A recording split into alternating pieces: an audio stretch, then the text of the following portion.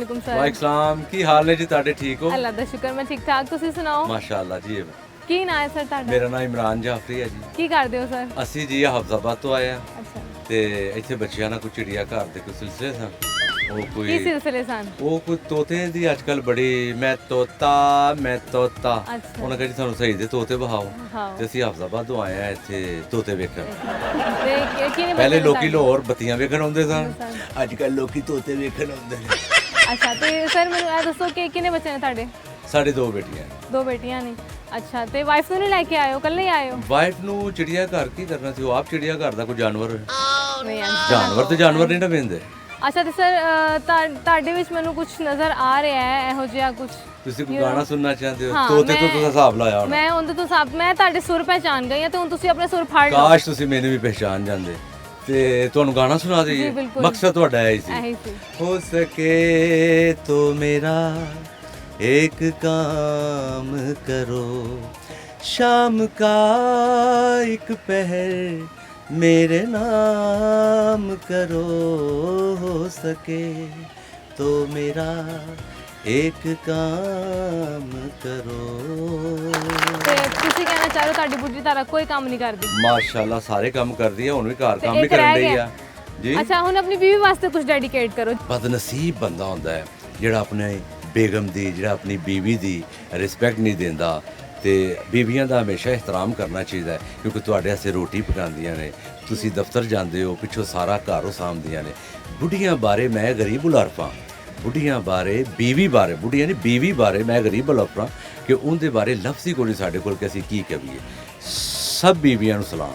ਬਿਲਕੁਲ ਜੀ, ਸਭ ਠੀਕ ਬੀਵੀਆਂ ਹੋ ਨੂੰ ਗਏ? ਸਲਾਮ। ਔਰ ਕੁਝ? ਆ ਜਾ ਮੈਂ ਤੈਨੂੰ ਪਿਆਰ ਕਰਾਂ, ਮੈਂ ਜਿੰਦੜੀ ਨਿਸਾਰ ਕਰਾਂ, ਸਾਹਮਣੇ ਤੂੰ ਬੈਠਾ ਰਵੇਂ ਮੈਂ ਤੇਰਾ ਦੀਦਾਰ ਕਰਾਂ।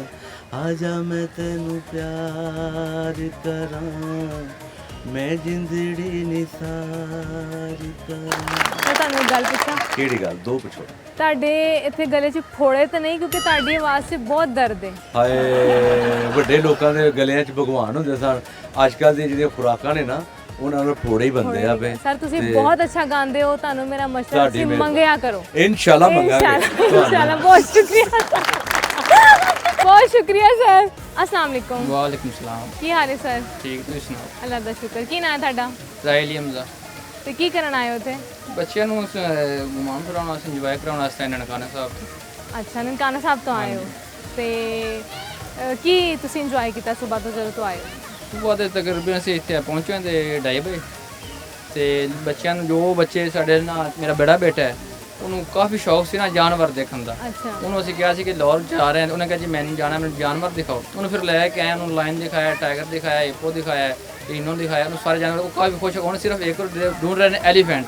ਅੱਛਾ। ਉਹ ਬੱਚਿਆਂ ਦੀ ਪੋਇਮ ਹੈ ਹਾਥੀ ਰਾਜਾ, ਉਹ ਢੂੰढ ਰਹੇ ਨੇ ਕਿ ਹਾਥੀ ਰਾਜਾ ਰਾਜਾ ਕਿੱਥੇ, ਕਿੱਥੇ? ਬਸ ਉਹ ਢੂੰढ ਰਹੇ ਨੇ। ਅੱਛਾ, ਤੇ ਵਾਈਫ ਕਿੱਥੇ ਤੁਹਾਡੀ? ਇਕੱਲੇ ਹੀ ਆਏ ਹੋ? ਨਹੀਂ, ਦੱਸ ਤੇ ਰਹੇ ਬੱਚਿਆਂ ਨਾਲ, ਸਾਰੀ ਵਾਈਫ ਨਾਲ ਹੀ ਆਈ। ਅੱਛਾ, ਵਾਈਫ ਇੱਥੇ ਤੇ ਨਹੀਂ ਤੁਹਾਡੇ ਨਾਲ ਖਲੋਤੀ? ਇੱਥੇ ਹੀ ਖੜੀ ਹੋਈ। ਅੱਛਾ, ਤੁਹਾਨੂੰ ਸਰ ਕੋਈ ਸ਼ੇਰ ਆਂਦਾ ਹੈ, ਕੋਈ ਗਾਣਾ ਤੁਸੀਂ ਸੁਣਾਉਣਾ ਚਾਹੋ? ਕੋਈ ਚੀਜ਼ ਵੀ ਨਹੀਂ। ਕੁਛ ਤਾਂ ਦੱਸੋ ਆਪਣੇ ਬਾਰੇ, ਕੋਈ ਚੀਜ਼ ਜਿਹੜੀ ਤੁਹਾਨੂੰ ਆਂਦੀ ਹੋਏ। ਮੈਨੂੰ ਕੁਝ ਵੀ ਨਹੀਂ। ਅੱਛਾ, ਤੁਹਾਨੂੰ ਸ਼ੌਕ कैसा ਨਹੀਂ लगा? ਹੈਗਾ। कैसा लगा? ਬਹੁਤ ਅੱਛਾ ਲੱਗਿਆ। ਬੱਚਿਆਂ ਦੇ ਐਂਟਰਟੇਨਮੈਂਟ ਵਾਸਤੇ ਕਾਫੀ ਅੱਛੀ ਜਗ੍ਹਾ ਹੈ। बहुत बहुत शुक्रिया, बहुत अच्छा लगा ਤੁਹਾਡੇ ਨਾਲ ਗੱਲ ਕਰਕੇ। बहुत शुक्रिया।